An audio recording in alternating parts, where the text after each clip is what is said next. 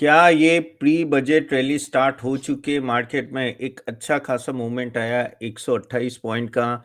कल जो हालत खराब थी उससे तो काफ़ी बेहतर था आज, और उसके काफ़ी सारे रीज़न थे। और क्या हमें ये सोचना है कि भई अभी मार्केट मूव करेगा बजट तक, क्योंकि आशा है कि बजट इस बार अच्छा होगा। तो चलिए उसके बारे में बात करते हैं। काफ़ी सारे फैक्टर्स हैं जिसकी वजह से आज मार्केट बढ़ा था। तो पहले एक के बाद एक बात करें तो पहले हम लोग बात करेंगे कि जो कल रात को जो आरबीआई ने जो डिसीजन लिया कि बाय द वे जाने से पहले सॉरी मैं फैक्टर से उसके पहले आपके कोई भी क्वेश्चन है प्लीज़ कमेंट बॉक्स में ज़रूर डालिएगा। हम लोग एंड में वो क्वेश्चन में सभी स्टॉक रिलेटेड या सेक्टर रिलेटेड जो भी हो वी टेक इट ओके। तो मैं वो एंड में लेने वाला हूँ, तो डू राइट इट डाउन। चलिए बात करते हैं पहले फैक्टर की। तो पहला फैक्टर ये था कि जो कल रात को जो आरबीआई ने डिक्लेयर किया कि भाई हम लोग 1.5 लाख करोड़ की लिक्विडिटी इन्फ्यूज करने वाले हैं मार्केट में। और वही उसके वजह से एक बहुत ही पॉजिटिव सेंटीमेंट रहा बैंकिंग स्टॉक्स में। आज most of the banking stock 2 से 3% बढ़े थे। और ये क्यों था, क्यों ये इंजेक्शन देना पड़ा आरबीआई को? चाहते तो वो फ़रवरी के पॉलिसी में भी दे सकते थे, लेकिन अभी ये क्यों दिया? द रीज़न इज़ कि भई सीरियसली बहुत ही ड्राई हो गया था, लिक्विडिटी नहीं थी बैंक के पास। और ये ऐसा नहीं है, कुछ महीनों से बैंक्स चिल्ला रही थी कि भई हमारे पास लिक्विडिटी कम है। और लिक्विडिटी यानी कहते हैं ना ब्लड में सॉरी बॉडी में ब्लड जब कम होता है ना वैसी बात हो जाती है। कोई भी चीज़ को अगर चलाना हो, इकोनॉमी का चलाना तो आपको लिक्विडिटी चाहिए, और वो लिक्विडिटी अभी जैसे बात हो रही है कि 60,000 करोड़ का अभी होगा, फिर ट्रांचेस में कुछ 1.5 लाख करोड़ का बेसिकली इन्फ्यूजन होगा बैंकिंग सेक्टर में, जो पॉजिटिव है बैंक्स के लिए। काफ़ी सारे बैंक्स के लिए जहाँ लिक्विडिटी इश्यूज़ है, उनके लिए बहुत है। और ये एमएफआई लैंडिंग और वो जो बात करते हैं ना, जैसे इंडसइंड बैंक ले लो या फ्यूजन ले लो या उज्जीवन ले लो, बहुत सारे हैं जो बेसिकली आप कह सकते हो कि लिक्विडिटी क्राइसिस से जूझ रहे हैं, तो उनके लिए ये बहुत ही बेटर है कि लिक्विडिटी इन्फ्यूज़ होता है, तो एक तरह से सेंटिमेंट पॉजिटिव होता है। और आज इसलिए आपने देखा कि बैंकिंग स्टॉक ठीक-ठाक बढ़े थे, 2-3% बढ़े थे, लेकिन हाँ, ये देखो 2 तरह का स्टिमुलस चाहिए कोई भी इकोनॉमी को, और इंडियन इकोनॉमी की खास करके जब अपनी जीडीपी डाउन है, ओके अराउंड 6% के आस-पास, हमें एक तो चाहिए मॉनिटरी फिस्कल, जो एक तरह से ये अगर आप देखो जिस तरह से आरबीआई ने अनाउंस किया तो वो एक पॉजिटिव है, तो वो बजट से पहले आ गया। और दूसरा पॉइंट क्या चाहिए हमें? दूसरा चाहिए फिस्कल बेसिकली पॉलिसी में थोड़ी कह सकते हैं ना कि ढील चाहिए। फिस्कल पॉलिसी में क्यों ढील चाहिए? क्योंकि अगर फिस्कल यानी क्या होता है कि आप जितना खर्चा करते हो और जितनी आपकी इनकम होती है, उसके बीच का जो डिफरेंस होता है, देश का खर्चा, देश की इनकम का जो डिफरेंस होता है, उसको फिस्कल डेफिसिट बोलते हैं। कुछ सालों से हम लोग फिस्कल डेफिसिट कम कर रहे थे, क्योंकि भई मोदी सरकार चाह रही थी कि भई हम लोग रेटिंग में आगे बढ़े, ट्रिपल ए रेटिंग हो या इस तरह की रेटिंग हो जाए। लेकिन जिस तरह का जीडीपी है, आपको थोड़ी ढील छोड़नी पड़ेगी, आपको कैपिटल एक्सपेंडिचर करने पड़ेंगे। इसके वजह उम्मीद जताई जा रही है कि ये जो बजट आएगा, जो सैटरडे होगा, वो बजट में फिस्कल पॉइंट ऑफ व्यू में ना काफ़ी सारी ढील छोड़ दी गई। तो फिस्कल अगर अच्छा रहता है तो फ़ायदा क्या है? फ़ायदा ये है कि भई अगर कैपिटल एक्सपेंडिचर अच्छा होता है, तो वो ऑटोमैटिकली इकोनॉमी को ऊपर लाता है। प्रॉब्लम ये हुआ था H1 में ऑलमोस्ट 2.7% से ही कैपिटल एक्सपेंडिचर हुआ था। ठीक है? और जो एक्सपेक्टेशन था उससे बहुत ही कम था, उतना ही ग्रोथ था। और ओवरऑल वो उस टाइम पे काफ़ी सारे इलेक्शन थे, वो भी एक रीज़न था। लेकिन सेकंड हाल्फ में भी अभी भी इतना पुश नहीं आया कैपिटल एक्सपेंडिचर में। और बात करें अगर हम लोग बोले तो 11.1 ट्रिलियन का बेसिकली कैपिटल एक्सपेंडिचर होना चाहिए था, तो भी हम लोग शायद 1.4 ट्रिलियन का डेफिसिट रहेंगे, उतना कैपिटल एक्सपेंडिचर चाह के भी नहीं कर पाएँगे ये मार्च तक। करेक्ट। और ये फ़रवरी तक। तो बेसिकली ये हुआ कि इसके वजह से क्या हुआ है कि ये डेफ़िसिट रह गया, एंड प्लस आपको नेक्स्ट ईयर के लिए अगर जीडीपी ऊपर लाना है तो कैपिटल एक्सपेंडिचर करना पड़ेगा। तो आप बोलोगे क्यों करेंगे भई? गवर्नमेंट ही क्यों करे? प्राइवेट सेक्टर भी कर सकता है, प्राइवेट सेक्टर नहीं कर रहा है। इंडिया में अगर आप देखो पिछले एक डिकेड से प्राइवेट सेक्टर का सीरियसली कैपिटल एक्सपेंडिचर नहीं हो रहा है। जो हो रहा है वो गवर्नमेंट ही करे। अगर हम लोग कोविड की बात करें, कोविड के बाद भी मैक्सिमम ये जो ग्रोथ आया था, गवर्नमेंट के एक्सपेंडिचर से आया था।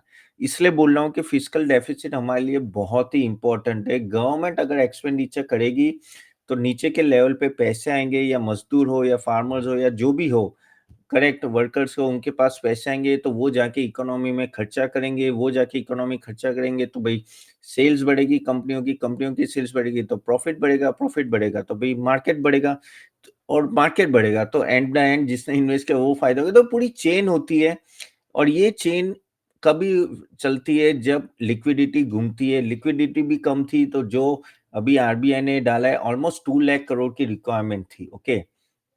इतनी लिक्विडिटी का क्राइसिस था, उसमें से 1.5 लाख करोड़ का उन्होंने ऑलरेडी बोल दिया कि हम लोग सप्लाई करेंगे। ऊपर से अगर जो एक्सपेक्टेशन बहुत है देखो, नॉर्मली अगर आप पिछले 10 साल से देखो ना, every time we used to say कि भई budget is just a passing event. लेकिन इस बार शायद ये पासिंग इवेंट ना हो और ये बहुत ही इम्पोर्टेंट बजट रहेगा। क्यों? क्योंकि अपनी हालत इतनी अच्छी नहीं है, ओके? जीडीपी में प्रॉब्लम है, ऊपर से हमारे जो क्वार्टरली रिजल्ट्स आ रहे हैं, वो इतने अच्छे या नहीं आ रहे हैं और ऑफ कोर्स ग्लोबली भी प्रॉब्लम है। तो इसलिए इस टाइम पे बातें चल रही है कि भई बजट में पीएलआई स्कीम्स आएँगे, फिस्कल डेफिसिट में राहत आएगी। क्या पता इनकम टैक्स में भी कुछ राहत आ जाए, ये सब बातें चल रही है। और कुछ ना कुछ तो करेगी, इतना तो मुझे भी लग रहा है कि कुछ ना कुछ तो मोदी जी, सीतारमण जी जानती है कि भई हालत कैसी है, तो वो कुछ ना कुछ तो करेंगे। वो जो करेंगे, तो उसका होगा डायरेक्ट बेनिफिट फिस्कल और वो सब, तो ये कॉम्बिनेशन जो होता है ना, एक इंजन होता है मॉनेटरी, एक होता है फिस्कल, तो उससे मार्केट बढ़ता है। तो चलो एक लेवल में तो आरबीआई ने कुछ दे दिया और ये कहते हैं लोग कि ये बिफोर द फेब्रुअरी पॉलिसी ये एक टाइप का रेट कट ही है, ओके। फेब्रुअरी में अभी बिकॉज़ ये जो लिक्विडिटी इन लोगों ने इन्फ्यूज़ के बातें चले कि 0.25 बेसिस का रेट कट आएगा, जो पहले उम्मीद जताई नहीं जा रही थी क्योंकि अपना इन्फ्लेशन ऑलरेडी इतना हाई था, 5 के आस-पास घूम रहा था कि लग रहा था कि नहीं होगा रेट कट। लेकिन अभी थोड़ा इन्फ्लेशन 4.5 के आसपास घूम रहा है, 4.5 के 5 के बीच में। तो बातें चल रही कि भई 0.25 बेसिस का शायद रेट कट आ सकता है। वो भी एक पॉज़िटिव होगा। तो ये सब पॉज़िटिव फैक्टर्स जो थोड़े मिक्सचर हैं, क्वार्टरली रिज़ल्ट तो ठीक-ठाक है यार, क्वार्टरली यानी इतने खराब भी नहीं है और ठीक है, लेकिन ये जो थोड़ा पॉज़िटिव सेंटीमेंट आ रहा है प्लस ओवरसोल्ड पोज़ीशन है मार्केट की, वो मार्केट को ऊपर ले जा रहा है। वो मार्केट को ऊपर ले जा रहा है। जैसे कल क्या हालत हुई थी, कल ये आपका डीपसीक की तो हमने कल ही बात की थी। अब डीपसीक की बात कर लो, उनका इम्पैक्ट बहुत बड़ा है, बहुत यानी हम सोचते उससे भी बड़ा है। क्यों? अरे यार, आप सोचो ना उसके एक एक सॉफ्टवेयर ने $453 बिलियन का एनवीडिया का मार्केट कैप उड़ा दिया, 17% गिरा था। अगर आप उसको कन्वर्ट करोगे ना 51 लाख करोड़ रुपीस, 51 लाख करोड़ रुपीस एक दिन में। और रिलायंस का कितना है? 17 लाख करोड़ है। 3 टाइम्स ऑफ रिलायंस करे, तब जाके एक दिन में उनका मार्केट कैपिटलाइज़ेशन उतना हो गया। यानी सोचिए ये सब कंपनी कितने $3 ट्रिलियन की कंपनी है ये। हम लोग कितने हमारी जीडीपी $3.5 ट्रिलियन की है। यानी अगर आप रिलायंस ले लो, टीसीएस ले लो, इन्फोसिस एचसीएल ये सब मिला दो ना तो भी कल का जो फॉल हुआ था उससे कम मार्केट कैप होगा। सोच सकते हो कि कितनी बड़ी कंपनी है। लेकिन आप देखो ये आपको समझना है, आईटी बेस्ड टेक्नोलॉजी बेस्ड जो कंपनी है एक ही दिन में भई मामला पलट सकता है। कैसा पलट गया? जैसे डीपसीक ने बोला, अब डीपसीक क्या बोल रहा है? जैसे हम लोग वापिस वो बात कर लेते हैं। डीपसीक बेसिकली जैसे आपका चैट जीपीटी है, जैसे मैं खुद चैट जीपीटी यूज़ कर रहा हूँ। $20 पर मंथ मैं पे कर रहा हूँ, ओके? और ये भाई साहब बोल रहे हैं कि उतना भी नहीं है, 1 या $2 या तो फ्री में, अभी तो फ्री में ही है और उसकी कैपेबिलिटी सेम है अगर मैं चैट जीपीटी का प्रीमियम प्रोडक्ट ले रहा हूँ। तो भाई और उसने ओपन एआई में बना दिया। जबकि चैट जीपीटी के जब ये चैट जीपीटी हो या एन वो सब ये सब बड़ी-बड़ी एनवीडिया की जो चिप्स होती है ना H1000 और वो सब हाई-हाई एंड की चिप्स लेके और बहुत पावर यूज़ करके और बहुत कुछ देखो I am not a IT guy लेकिन बहुत ही कहते हैं ना खर्चा करके ये सब बने हैं और यहाँ भाई साहब ने ओपन एआई में बना दिया यानी कोई भी यूज़ कर सकता है। यानी बहुत सस्ता हो गया। एक तरह से अच्छा है कि एंड यूज़र के जैसे मेरे लिए कि भई मुझे अभी एआई यूज़ करना है तो I have got a very good option here, correct? लेकिन इन सब कंपनियों का क्या है जिसने इतना बड़े-बड़े खर्चे करके बैठ गए हैं, करेक्ट? तो क्या सही में इनका मार्केट कैप बड़ा है इतना?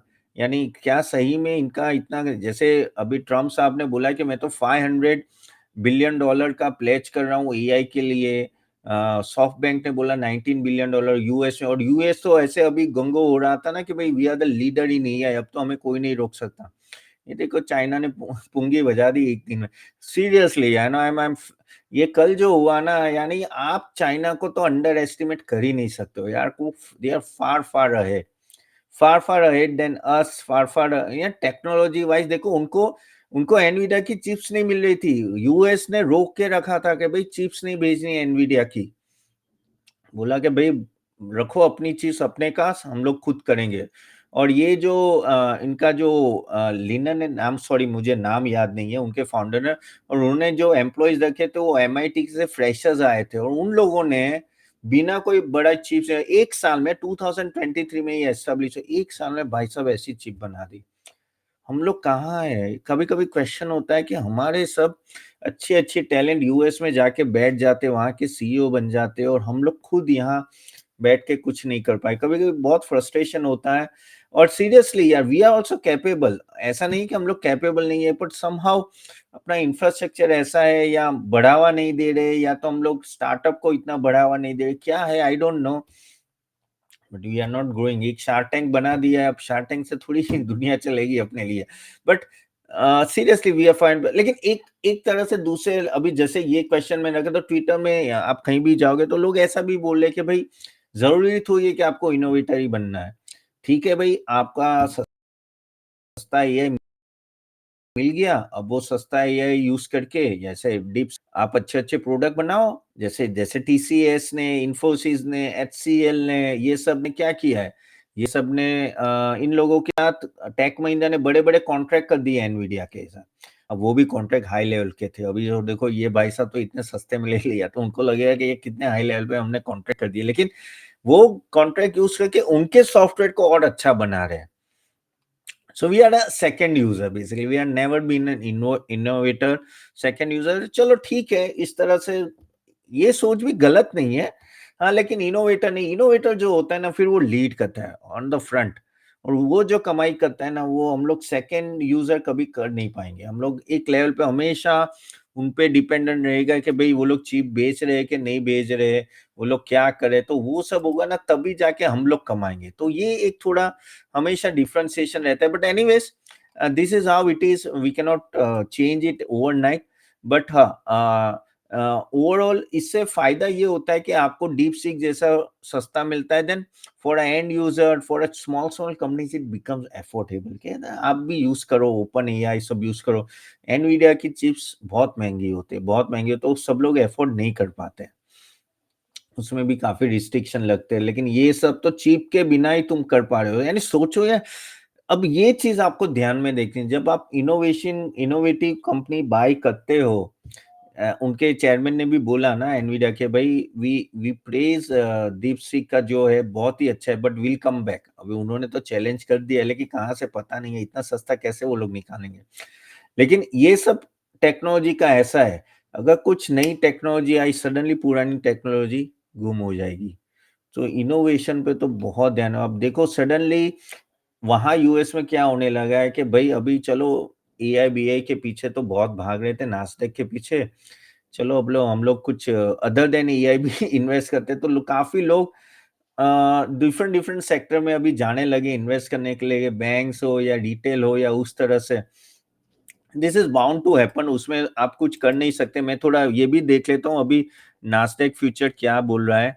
ओके, ओवरऑल तो पता चलेगा कि क्या है नास्डेक फ्यूचर। अगर मैं बात करूँ तो थोड़ा अभी ऊपर ही है, आज तो ऊपर ही है, तो कोई टेंशन नहीं है, 0.54 है। But yes, things are not so great at that level.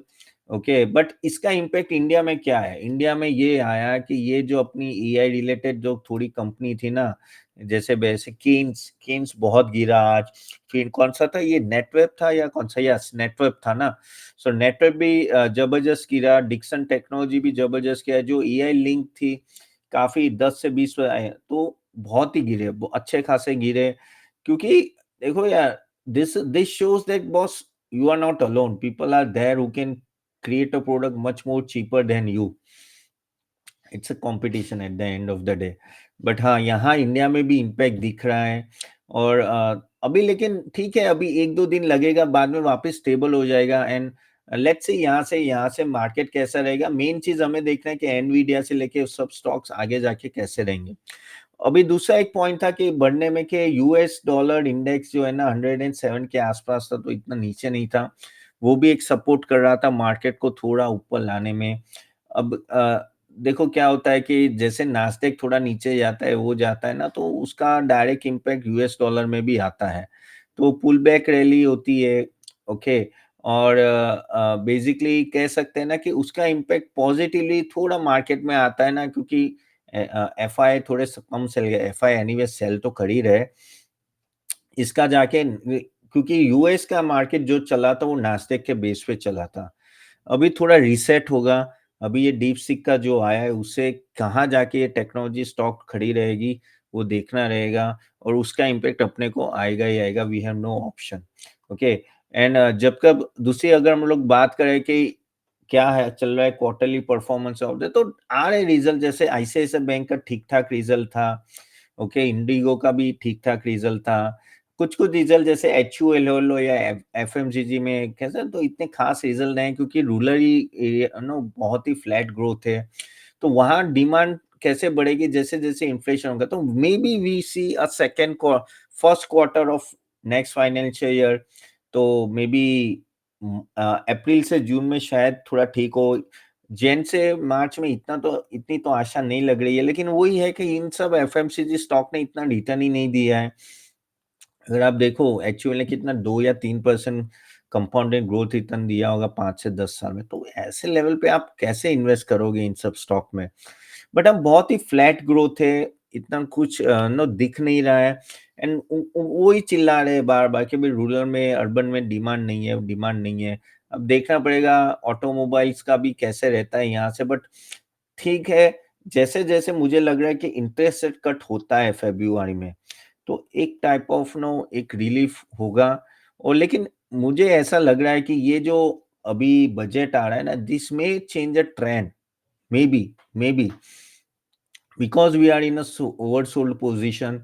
और इस ओवरसोल्ड पोज़ीशन में you need one trigger and may be budget में provide that type of trigger. अभी तक तो दिया नहीं है, लेकिन होपफुली वो देंगे। और क्योंकि at the end of the day no Modi सरकार भी चाहेगी भाई मार्केट इतना आगे चाहती तो है, लेकिन सब कुछ उनके कंट्रोल में भी नहीं है। और आरबीआई लिक्विडिटी तो अभी पुश कर रहे हैं। तो ये जब जब शशिकांत दास जब गए थे तब था इतना थोड़ा वो था कि उन्होंने सीआरआर कट किया था। लेकिन हाँ, एक तरह से ना हम लोग जिस तरह से ना रूपी को ही बचाने में लगे हुए थे, अभी वो बैक बेंच किया है। अभी ये थोड़ा लिक्विडिटी पुश कर रहा है, तो वो एक पॉजिटिव साइन है। और यहाँ से देखना रहेगा किस तरह से। तो बैंकिंग के लिए तो थोड़ा ठीक-ठाक सिनेरियो हो गया कि चलो यार ये लिक्विडिटी आई तो उनके ग्रोथ में थोड़ा ईज़ीनेस रहेगी। हाँ, कुछ-कुछ जैसे कह सकते हैं technology share and all that, जैसे ज़ोमैटो की बात करूँ तो ज़ोमैटो को भी क्या हुआ है, ब्लिंकिट की वजह से पूरा डाउन है। लेकिन वो लोग क्या 500 से 1000 स्टोर पे जा रहे हैं। और जिस तरह से ज़ेप्टो भी आईपीओ ला रहा है, स्विगी भी कर रहा है no, there is very, very fierce competition.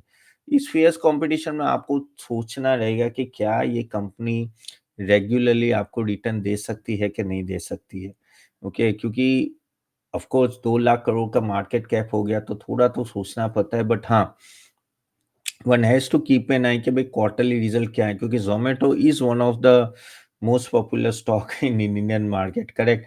क्योंकि वो भागा है यार, 50 से 250 300 तक चला गया था, अभी वो 220 के आसपास है। Let's see.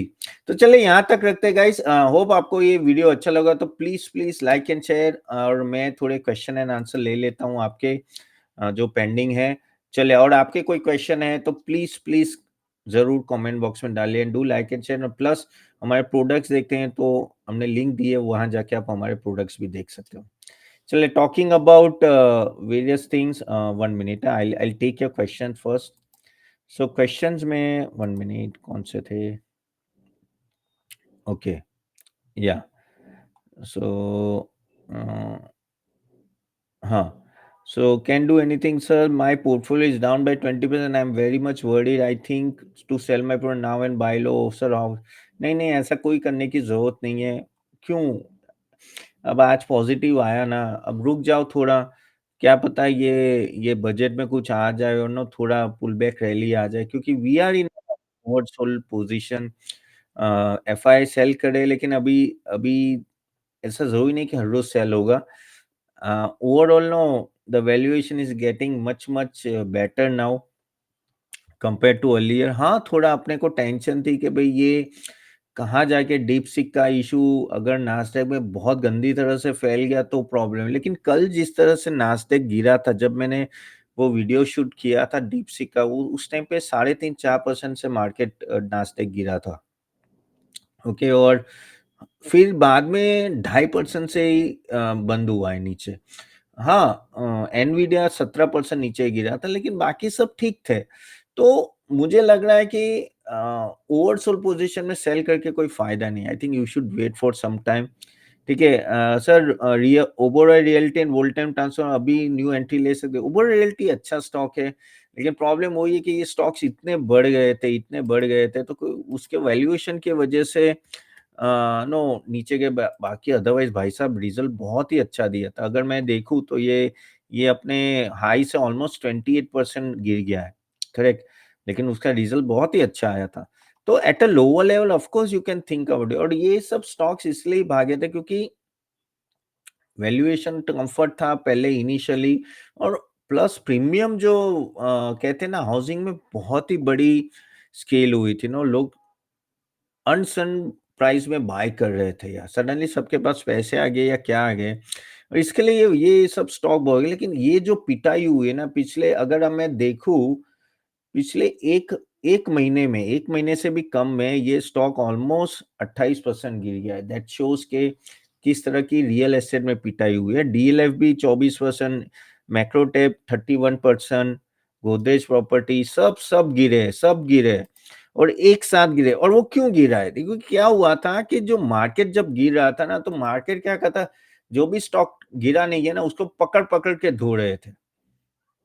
वही चीज़ हुई, वही चीज़ 1 महीने में सभी स्टॉक को कहते हैं ना बहुत ही गिरा दिया। लेकिन at one level valuation will trigger, at one level no आपको you can think about buying this stocks, nothing wrong in this. Okay, चलिए दूसरा क्वेश्चन लेते हैं। अच्छा, Voltamp transformers I think you should wait for some time. थोड़ा रुक जाओ क्योंकि अभी हालत इतनी अच्छी नहीं है पावर सेक्टर की, और मैं तो चाहूँगा थोड़ा वेट कर लो यार, ये बहुत ही गिर रहा है स्टॉक। अ, 50% गिर गया भाई साहब, लेकिन तो भी देख के करना, क्योंकि 50% गिरना, कितने टाइम में गिरा ये? ये साहब ये अभी गिरा है, ये भी अभी गिरा है। पीछे 3-4 महीने में गिरा है, बहुत गिरा है। लेकिन वही है कि ये जो रिन्यूएबल सेक्टर और सब सेक्टर्स की इतनी जिस तरह की पिटाई हुई है ना, तो थोड़ा बेरिशनेस आया है मेरे हिसाब से। और वोल्टाम ट्रांसफॉर्मर्स के ऐसे तो डायरेक्टली पावर सेक्टर से रिलेटेड है ये, बट लेकिन कैपिटल गुड्स में आता है। लेकिन ये भी काफ़ी कह सकते हैं कि ओवरऑल बहुत ही डिसेंट वैल्यू, ऑनेस्टली भी अगर मैं देखूँ तो अभी तो काफ़ी डिसेंट वैल्यूएशन के आसपास घूम रहा है। ओके, प्रॉफिट भी ठीक-ठाक है यार, बहुत ही गिर गया यार, देन ऑल्सो ठीक है यार। थोड़ा देख लो, थोड़ा और नीचे आए तो आप देख सकते हो इस स्टॉक को, गिर तो बहुत गया है, 50% तो बहुत होता है। ओके, चलिए, लेकिन रुक जाओ, 1-2 दिन और रुक जाओ, then you can think about it. Sir, EMS में न्यू एंट्री का कर सकते हैं अभी क्या? Shadow DIY new EMS, EMS में थोड़ा 1 minute, I I just check EMS.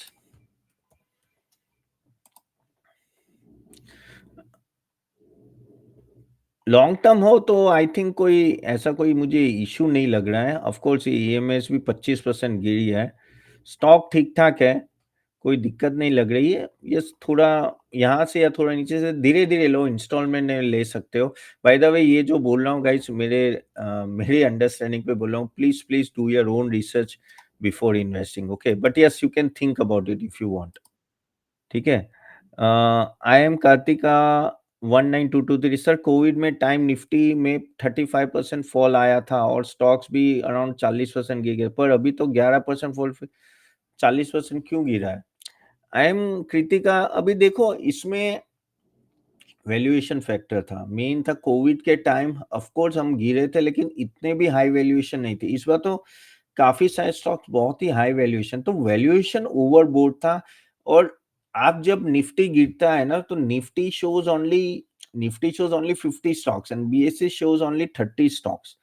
लेकिन जो मार्केट है वहाँ तो 7,000 स्टॉक है ना, तो वहाँ जहाँ-जहाँ ओवर वैल्यूएशन, और खास करके ओवर वैल्यूएशन हुआ था आपके स्मॉल कैप और मिड कैप में।